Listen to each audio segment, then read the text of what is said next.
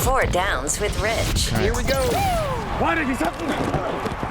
First down. Okay, first down, first up right here. There is a big game coming up in just 2 days on Thursday Night Football on the Triplecast, Fox and NFL Network and Prime Video, and that is the AFC South is up for grabs right now. 2 6-4 teams. The Colts have already beaten the Texans earlier this year. The Texans just got beat up by the Ravens. They are hosting the Colts at 6-4. Both teams 6-4, and there is an interested third-party observer in all this, and they are called the Oakland Raiders. What do I mean by that? Week number 4, the Raiders won in Indianapolis, beat the Colts, one of the more surprising aspects of the early part of the season. Raiders going to Indianapolis, beat the Colts. Week 8, they went to Houston and lost that by just 3 points, 27-24. So they are rooting for the Houston Texans on Thursday night. Because if the Colts win this game, they would sweep the season series over Houston, lead Houston by a game, and it's a game plus. They could be tied with Houston by the end of the year and still win the division because they have that tiebreak. And man, would the Oakland Raiders love to be in a tiebreak with the Indianapolis Colts and not the Houston Texans, because they win the one with the Colts and they lose the one with the Texans, providing they don't win the division and they're in a wild card spot to make the playoffs. So they need the Colts to win this game and they need the Houston Texans to win this game and knock the Colts down a peg and leave the Colts in a position needing a wild card spot. Because if it's the Houston Texans on the outside looking in that division and they're in a wild card chase, the Raiders lose that heads up with the Houston Texans. So it's an interested third-party observer. The Oakland Raiders are rooting hard for the home team and Deshaun Watson on Thursday night. That's just something to keep in mind. First down. Second down right here. Second down.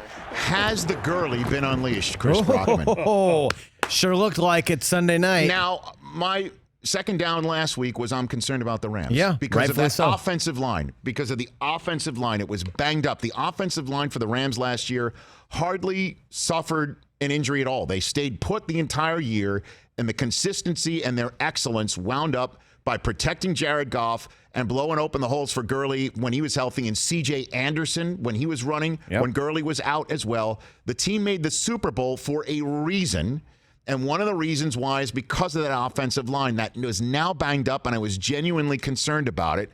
But they reconfigured it, and Collinsworth even hit it on the Sunday night broadcast, with Austin Corbett at left guard and David Edwards at right guard, and Austin Blythe sliding from his guard position into the center spot. Bobby Evans for Havenstein, who was injured, and, of course, the old warhorse, Andrew Whitworth, is the only guy staying put at the left tackle spot. They decided, I guess they saw what they saw in practice. I even said it during the week. You don't want to just have Goff sitting back there and let Mack and the rest of that defense pin their ears back and go after him. They ran Gurley 25 times, Chris. The last time that the Rams ran Gurley 25 times in a game was week 8 of last year, and it's only happened 7 times since Gurley's come off the campus in Georgia. So it wasn't just a lot for the first time in a long time. It's just a lot in general for him. Yeah. And I'm wondering, when they look over the steering wheel and they see the rest of their opponents. They've got the Ravens this week ranked 7th in run. They're going to have to try and establish that run.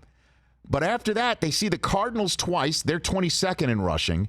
The Seahawks are 12th in rushing defense. The Cowboys are 16th, and the Niners, despite how good they are at rushing the quarterback, they're 20th in stopping the run.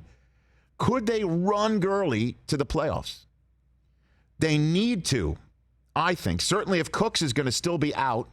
They didn't have Robert Woods this week because he was out with personal reasons. Maybe the answer is 30, and they've been saving him up. As we all know, that it's the save Gurley for the stretch run. Well, it's the stretch run, and you're 6-4, and sitting in front of you are an 8-2 and a 9-1 team in your division, and you've got an 8-3 team in the Vikings sitting in front of you. You've got a lot of room to make up. Remember I said that a 10-win team could miss the playoffs in the NFC? Yeah, buddy. The Rams could be that team. Oof. But they have to unleash Gurley, and I think they might have stumbled upon that, or that was a plan. But you could see and it would be fascinating to see McVay kind of flip the script the run sets up the pass. Maybe the pass sets up the run. Or the run sets up everything. Something to keep in mind here. For more of The Rich Eisen Show, tune to Audience Channel 239 on DirecTV for free on BR Live or download The Rich Eisen Show app.